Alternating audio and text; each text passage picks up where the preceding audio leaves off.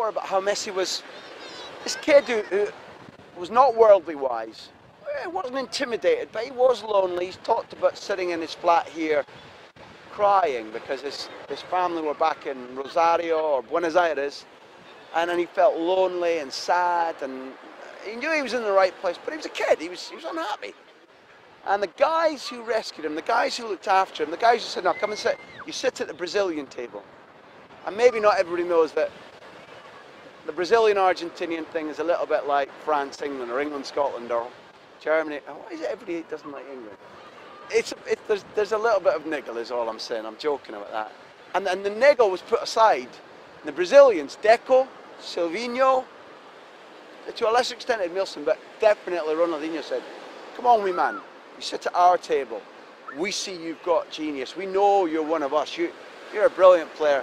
And they joked with him and they made him feel important because he came into that first team as a 16-year-old. You know, I guess it's all right for Rooney, who's born able to take care of himself physically, mentally. He's a boy man. Messi was boy, all kid. And they made him feel important.